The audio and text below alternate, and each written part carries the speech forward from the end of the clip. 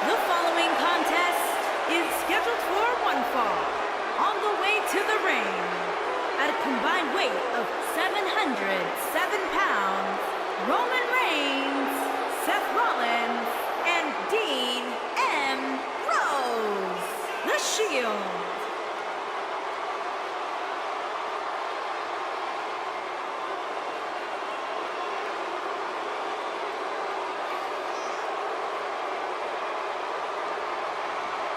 It doesn't get much better than this, guy. Six-man tag team action coming up next. Actually, Cole, it can get better than this.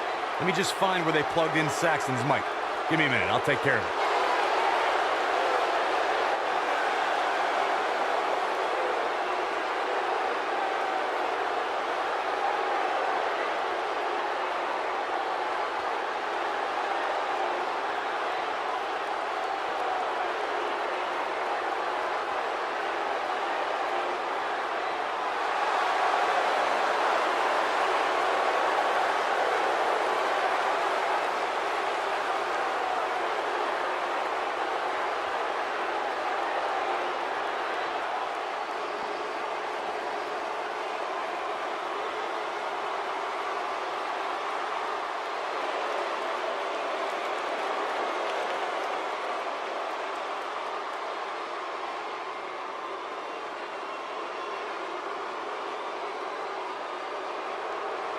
The mood's changed.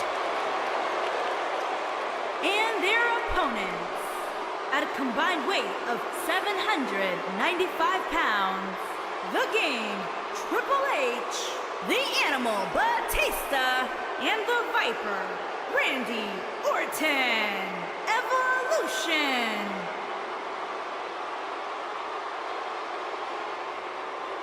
You are looking at perhaps the most decorated faction in WWE history. A representation of the past, the present, and the future of WWE. Led by Triple H, flanked by Randy Orton and the Animal Batista.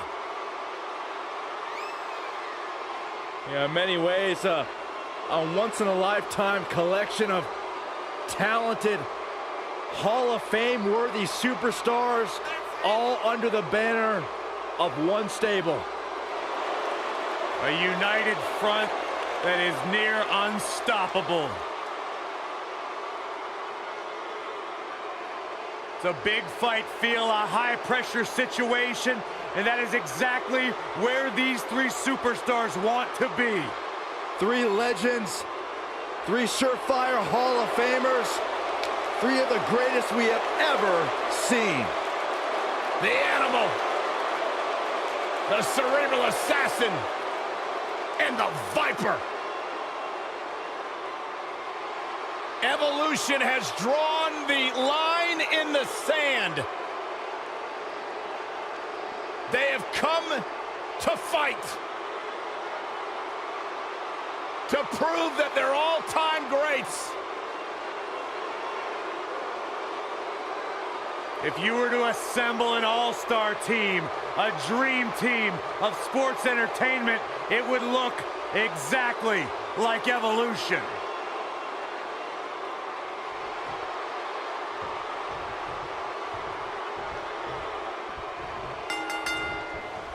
Byron, one of the traits I respect most of Roman Reigns is that he truly is an honorable competitor, which I'd say was on display more than ever during his rivalry with Triple H.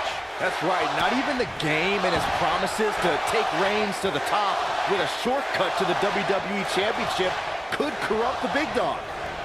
On the topic of the Reigns-Triple H rivalry, remember Reigns also had to deal with Triple H's family during this time, including Mr. McMahon, who forced Reigns to defend his WWE World Heavyweight Championship in the Royal Rumble match, of all places. Yeah, Triple H took the title that night largely due to Reigns starting the Royal Rumble match and Triple H entering at number 30. But Reigns got the ultimate revenge when he conquered the game in the main event of WrestleMania 32. Incredible impact. Power bomb. Boom. Lariat.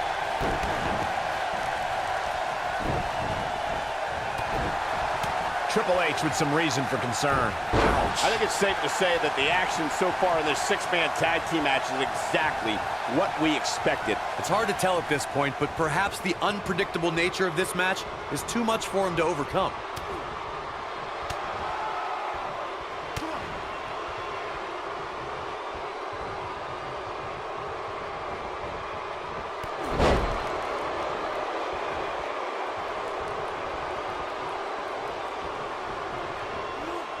Oh, nasty impact.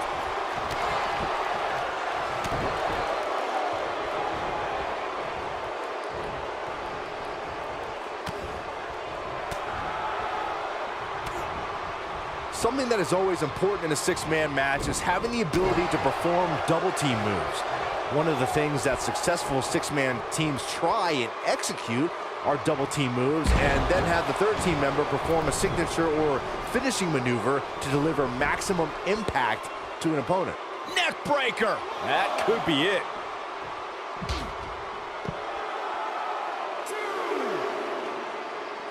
Teamwork is always paramount in a six-man tag match. Superstars want to be able to have a level of teamwork where two members of the trio perform a double team move, and the third member follows that up with a move so their opponent is really down for the count. The key is to deliver the maximum amount of punishment to your opponent in the least amount of time. You have until the referee's count of 5. It's not like you have all day in the ring, but if your team of 3 can deliver that type of offense, your trio will be in good shape.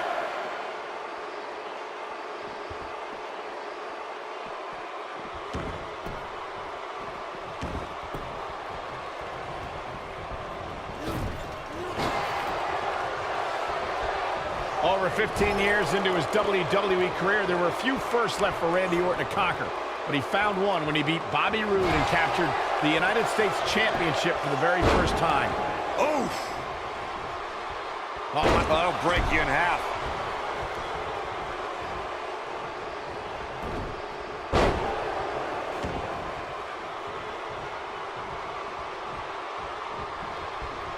Michael mentioned Randy Orton's United States title win, and true to Orton form, it came out of nowhere. After a quickly intensifying rivalry, the Viper beat the Glorious One at Fastlane for the one title. What's wrong? Superman punch! Good night!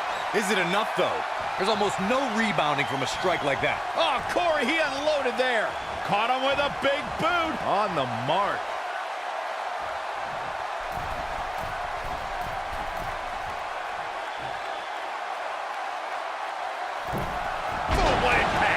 I'm not sure how much he has left. Seth Rollins is looking for the decisive end. Pin's broken up. I can't believe it. Roman Reigns is in big trouble here. Just a debilitating neck breaker.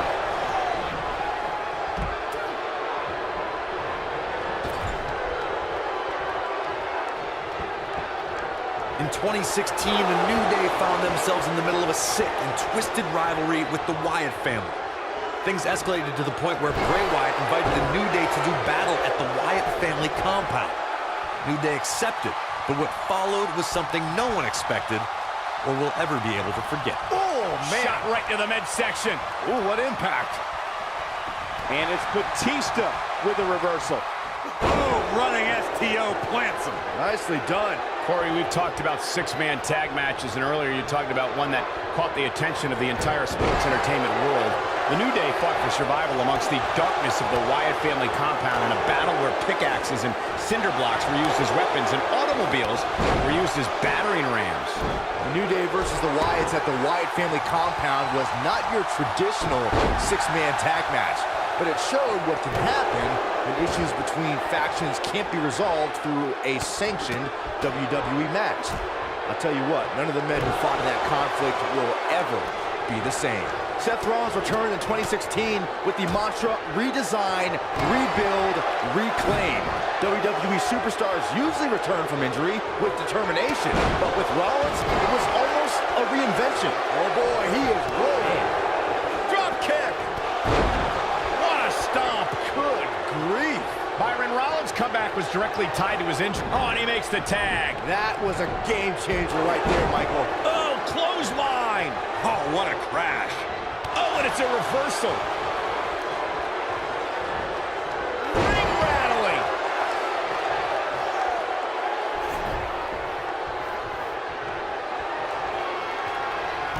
devastating. Orton, stop.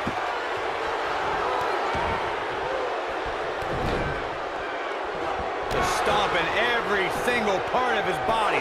He's back in control here. Oh man, Roman Reigns doesn't even know where he is. Over time, there have been various types of six-man teams that have been successful.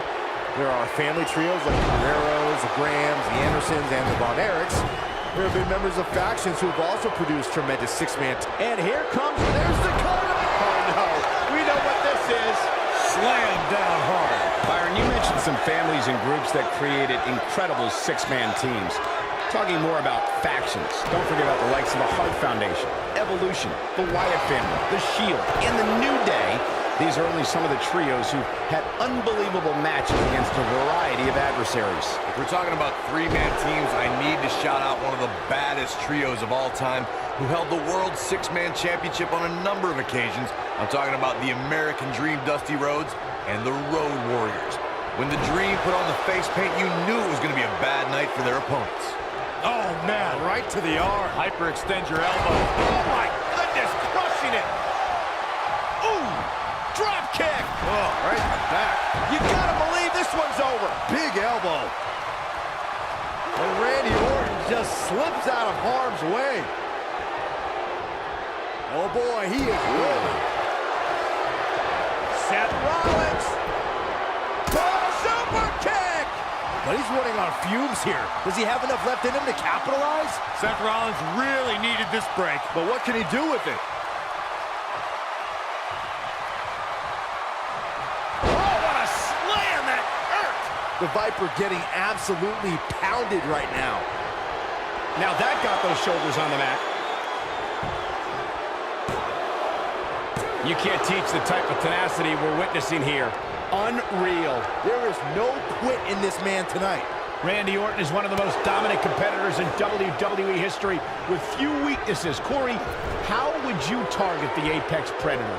One needs to look at Orton's medical history for the key. More than anything else, shoulder injuries have put the Viper on the sideline. Seth Rollins got out of there in the nick of time. They should count his lucky stars.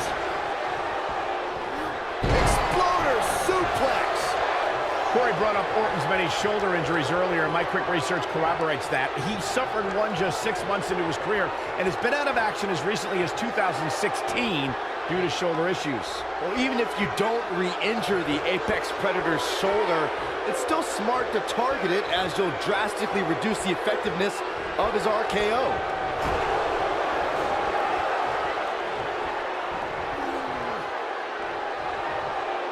Nailed it. And here comes Orton.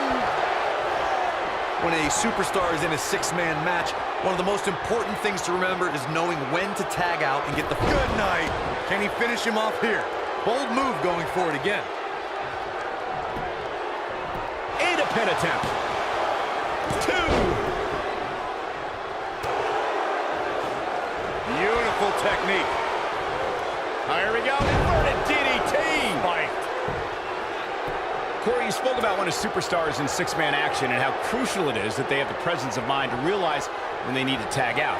Not everyone who competes as part of a six-man team has the ability to do that. We've seen many times over the years that a superstar's inability to do that has cost their team the match. We've also seen over the years that not all superstars play well with others.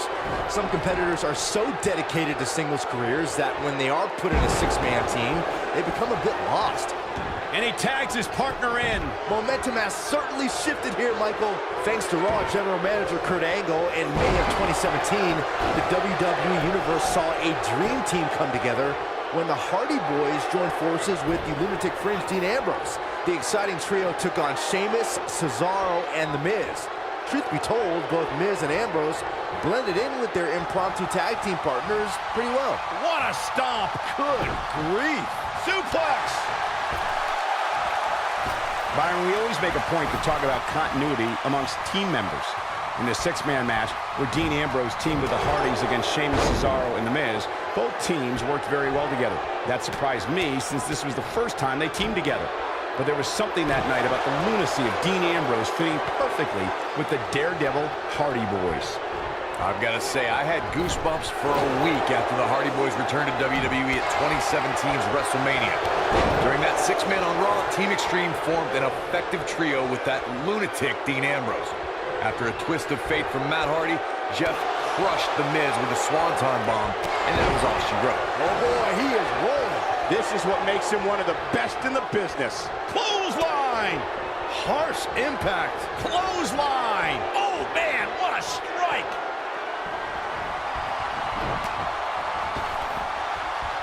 No, there he is. Oh, what a response. Nice. Shut it down. Oh, man, Triple H doesn't even know where he is.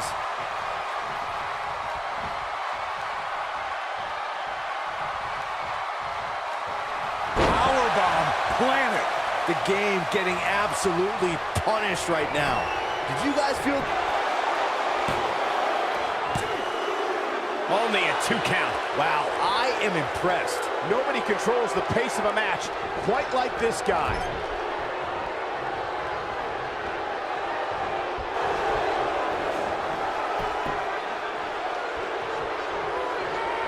Both teams working well here together. That's not always the case in a six-man tag team match. Oftentimes, you'll see personal agendas eat their way into the action.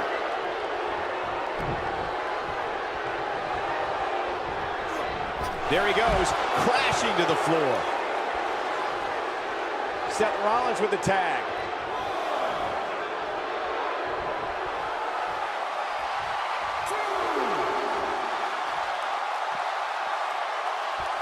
After all this, I can't believe these two teams are still going here. This has been incredible.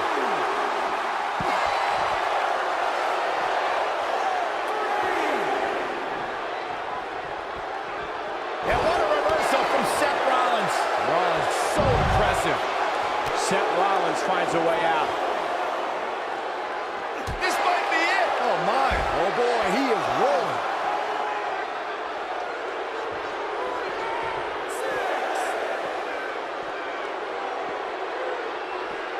Dangerously close to getting counted out. Definitely cutting it close, Michael. Nailed it.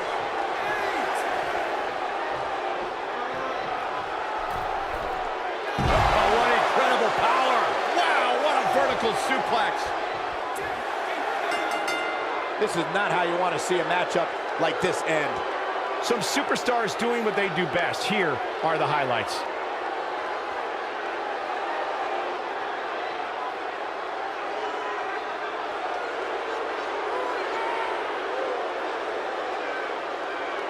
Ain't nothing better than action like this.